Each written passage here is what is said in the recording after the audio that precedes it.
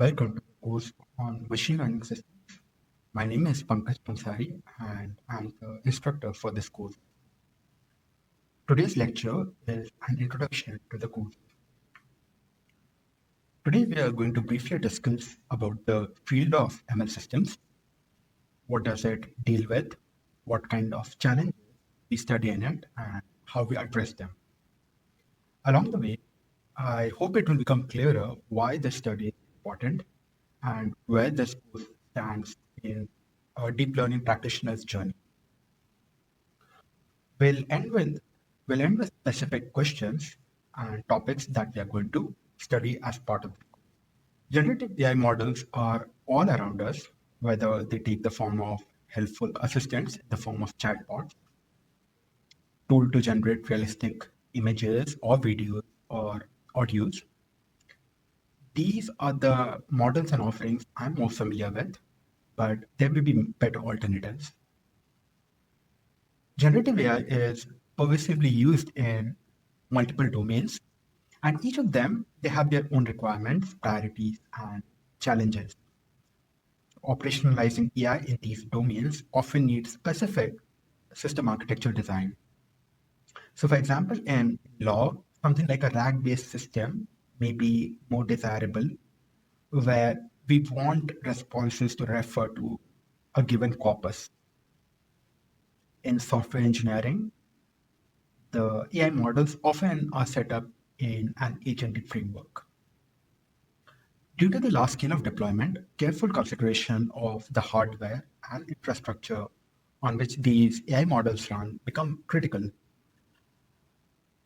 We usually want fast time to response, ability to handle multiple requests, and efficient use of GPU on which these models run. Along with the huge scaling up of usage and deployment, the challenge which we are facing now is that LLM models have been getting bigger and bigger over time, and this trend is only accelerating. In this figure, on the y-axis, we are looking at training compute and petaflops, which have been used to train state-of-the-art models as a function of the year on which they were released. The red dots, those are based on transform architecture, and the blue ones are mostly convolution. Some are RNNs as well or hybrids. We see that when the transform architecture uh, took root, the pace at which these models have been growing, that has accelerated. So as a rough guide, we can equate training compute, scaling of this, the scaling of the size of the model in parameter counts. So this is this is one aspect which you have been seeing with the growth of generative AI. And the previous figure was till mid 22. This is a snapshot of the current state of the art open source models. And we see that all of them, they have parameter count in hundreds of billions of parameters, and they are touching now trillions of parameters. Scaling up LLMs, they present a lot of computational challenges both during training and inference. And the question that arises is, why have we been pushing towards ever larger models? There are two major reasons for this drive. The first is a continuous improvement on some aspects of model performance with increasing scale. People have studied this empirically and they have come up with what are called scaling laws. In this figure, from a paper from the OpenAI group, we see how the test loss, which stands as a proxy for how these models perform on real world tasks we're interested in, that scales with respect to that changes with respect to the scaling of the model. And scale has in this context three axes. The first is what is the training compute budget? And this is in some magnitude of flops. The second is what is the size of the data set used for training, and this is in tokens. And finally, the third axis is what is the size of the model in terms of the number of parameters, excluding the embedding parameters. And the group observed that there's a power law relationship between the test loss and each of these scaling aspects. So here, both the x and the y-axis, they are in log scale, and we see a linear curve on this graph, which means that there's a power law relationship between these two quantities, the test loss and whatever is on the x-axis. So for instance, when to arrive at this graph of variation of test loss with respect to compute, the other two factors are kept constant. They are set to some reasonable value and they are kept constant, and only the compute is varied.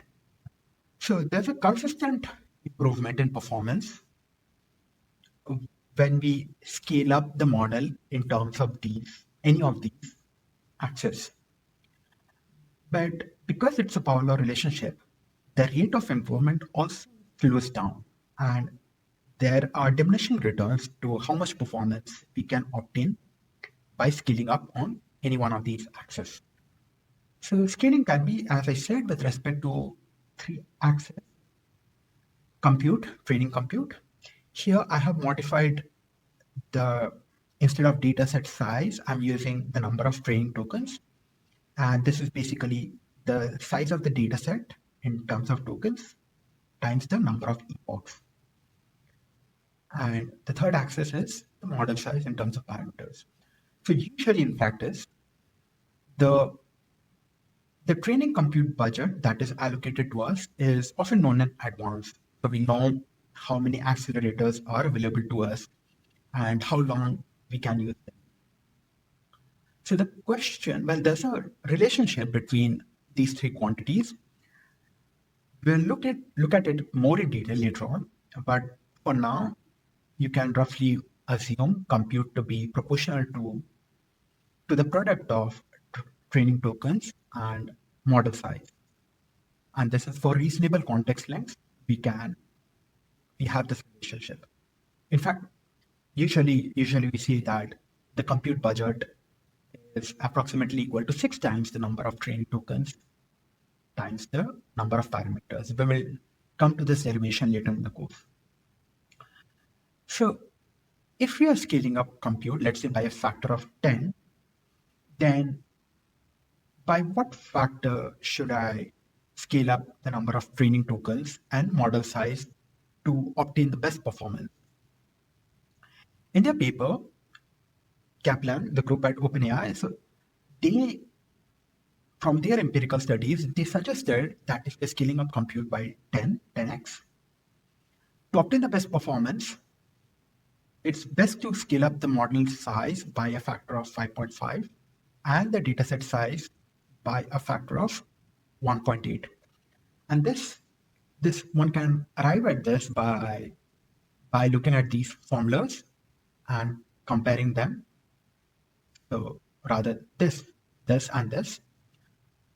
So when we compare them, we can arrive at this sort of guideline. And well, this study is actually, it's also commonly called Kaplan's scaling laws, along with these observations.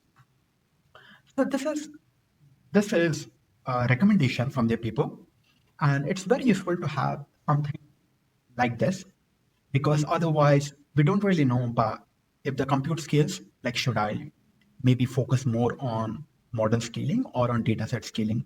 And the conclusion from their paper was that focus more on model scaling. There was a follow-up paper from a group at Google, and their observations were, to some extent, they matched Kaplan's scaling laws, but there were also divergences. And their recommendation was that if you are scaling up compute by a factor of 10, give equal importance to both scaling up the model and the dataset size. Their scaling laws, they are commonly referred to as chinchilla scaling. Another aspect which is driving us to bigger LLMs is what are called emergent behaviors. Empirically, researchers have observed that some capabilities which we desire, they emerge only when the models are sufficiently large. Some of these behaviors are zero shot or few shot learning.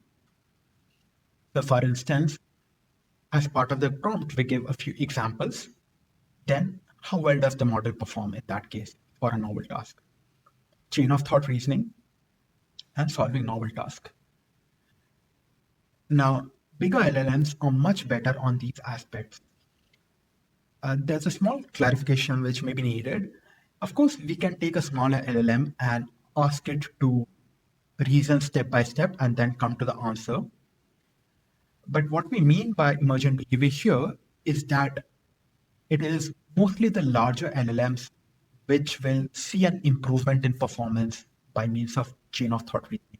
So, for instance, if we just give it the question and ask it to give the answer, maybe it will make a mistake, but when we prompt it specifically to have these thinking steps, then it's more likely to come to the correct answer. And this is much more likely in case of larger models. The smaller models, they may again make the same mistake, even with the chain of thought reasoning. There's some nuance to this discussion about emergent behavior. There was a follow-up book called Are Emergent Abilities of LLMs a Mirage? And the authors argue that these emergent abilities, they really appear due to the kind of metrics which we have been looking at rather than some fundamental changes in the model behavior with scale. And specifically, they say that we have been mostly looking at nonlinear or discontinuous metrics, and these produce this give these give us the appearance of emergent abilities. Whereas if you were to look at more continuous metrics or linear metrics, then what we would notice would be smooth, continuous, predictable changes in model performance, not unlike these continuous improvements that you would see. So, yeah, there's some nuance to this discussion about emergent behavior. The challenge when working with large models is that they often don't fit on GPU memory. The improvements in GPU memory capacity has not kept pace with the LLM parameter scaling. So here, the green dots, they are at that at that point of time, the latest state-of-the-art GPU from NVIDIA. We are looking at what was the memory capacity of those GPUs. And we see that around mid-2022, the latest Hopper architecture GPU H100, it came with 80 GB of memory, and the state-of-the-art models were already in hundreds of billions of parameters. So this figure is a bit dated now, but I pulled up more updated figures for latest NVIDIA GPUs, and right now the latest one released was the Blackwell architecture. And what we observe here, so we are looking at for each of these state-of-the-art GPUs, we are looking at two specifications. One is what's the peak compute capability in terms of teraflops per second and in terms of their memory capacity. So even looking at this small table, we see that there's the amount by which the peak compute has improved from 9.7 to 62. The memory hasn't improved to by the same factor. So memory is slower to improve. And the solution which occurs then is we parallelize the model over multiple GPUs. And that is precisely what's done today, both during training and inference. What we desire is that the the throughput the throughput improves proportionally. So there's a linear increase in throughput as we increase the number of GPUs used for training and inference. This is called strong scaling, where there's a proportional increase in throughput with respect to the number of chips, and this is what we desire to do. So we desire to scale gracefully. Now, achieving strong scaling is a huge challenge, and this graph gives us an idea why. The graph maps different characteristics of GPUs on, so the y-axis is logarithmic, and x-axis is the year of release of the GPU architecture, that particular GPU model. The gray dots, the black dots, they are the peak flops per second of those particular models.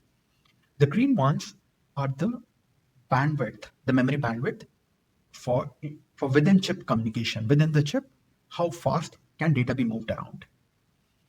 And the blue ones are what's the bandwidth for communication between the chips? We see that the improvement in memory bandwidth has lagged behind severely as compared to the improvement in compute capability. Do notice that the y-axis is in log scale, so the difference is quite a lot. Now, adding more chips, parallelizing, will decrease the computational time, but it also comes at the expense of added communication between or among chips. And when communication starts dominating the amount of time taken by compute, we say that we are communication bound. And this prevents us from strong scaling. So we don't achieve the same linear increase in throughput when we increase the number of chips. And what this graph really shows is that it's very likely for something like this to happen unless special care is taken in designing the model and algorithms. Now, even within a single chip, because the memory bandwidth for within chip communication also has not scaled up that as quick as the compute scaling. Even when working with a single GPU, we are very likely to encounter bottlenecks. So if you are not careful, then we may be using only a fraction of the capability of whatever state-of-the-art GPU we choose to use.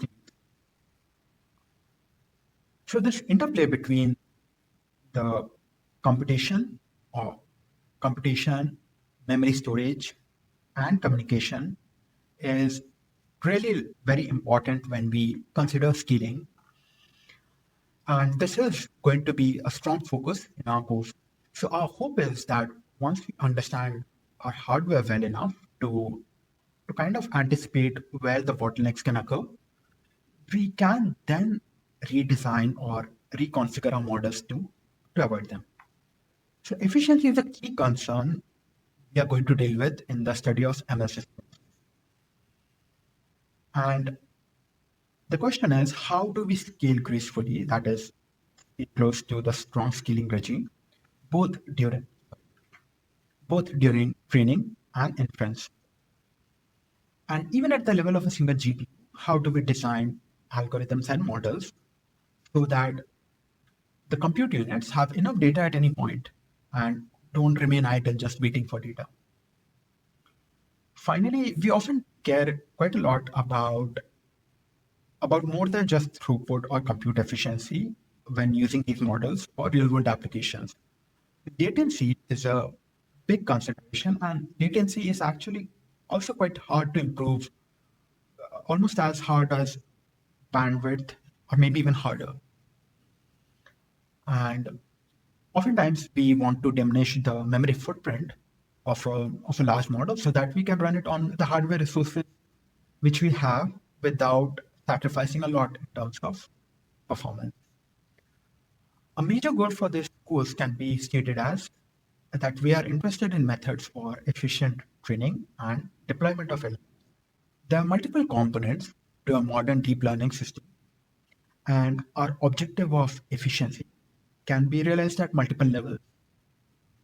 A deep learning system comprises data, which can be in multiple modalities, model, And this subsumes architecture, the optimization algorithm, fine-tuning methods, the software stack, which includes machine learning frameworks like PyTorch, TensorFlow, also machine learning compilers, and also LLM serving engines like VLLM.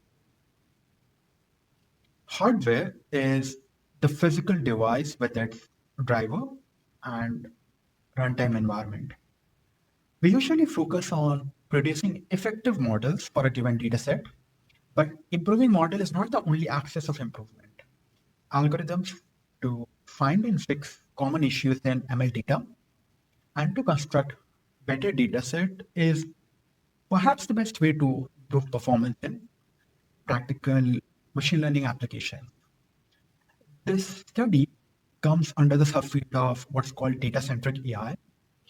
In our course, we are not going to focus on this aspect of, of the deep learning system. I refer you to this excellent course from MIT called Introduction to Data-Centric AI for this. Depending on what aspect of efficiency we are interested in, there are multiple effective techniques to modify our model for better performance. If one is interested in reduced memory footprint, we work on either quantization, distillation, pruning. To make the best use of hardware, we sometimes redesign the attention operation. Sometimes we have shared parameters across head, or we rearrange computation in such a way that the memory reads and writes are small. Mixture of expert models are a good example of sparsification. We make the model bigger to take advantage of scaling laws, but still we avoid paying a heavy price for compute. We are going to discuss all of these during our course. Considerations of parallelizing the model across multiple GPUs will consider under software. Different strategies have their pros and cons.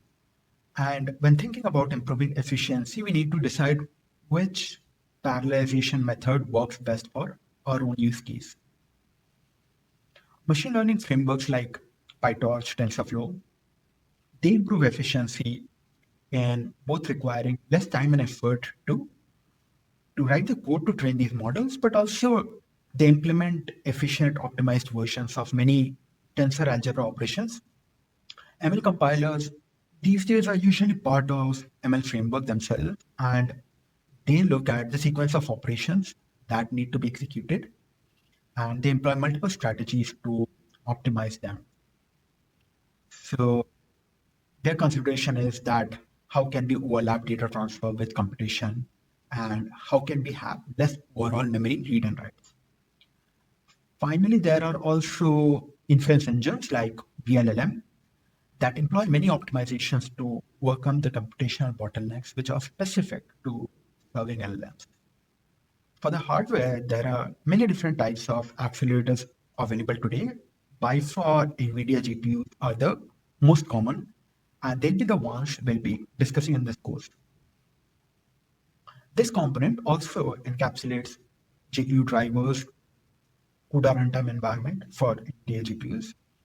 And the runtime environment is basically like a sort of specialized operating system for the GPU. And under this, we'll also club together optimized libraries like cuDNN. And what they do is they actually implement operations like convolution very efficiently. Here's a preview of the questions which we are going to address as part of our course. So we'll talk about the principles on which GPUs operate and discuss a bit about its architecture. This will help us understand the optimizations and algorithms proposed for LLMs, which are hardware aware and hence run well in practice. By hardware aware, what we really mean is that they take full advantage of the underlying hardware architecture of the GPU. One classic example of this is flash attention that makes use of tiling and operator fusion to minimize memory read and writes. We'll discuss this in more detail as we go along. How do LLMs run on hardware? Part of this includes learning to figure out and count the number of parameters in the model, how many flops would be required in forward and backward pass, how much memory would be required by a model, how much time we are going to spend in compute as compared to communication, what becomes a bottleneck, and so on. When thinking about scaling gracefully, parallelizing our LLMs across GPUs, the question really is that given a model of some size and some number of accelerator chips, what is the best way for me to parallelize my model to stay in the strong scaling regime? Reducing computational complexity involves things like mixture of expert models, sparse and linear attention, also efficient decoding strategies like speculative decoding. Memory footprint, I was already mentioned a bit about quantization and pruning distillation. So that's all. I'm looking forward to the course. See you in the next lecture. Thank you.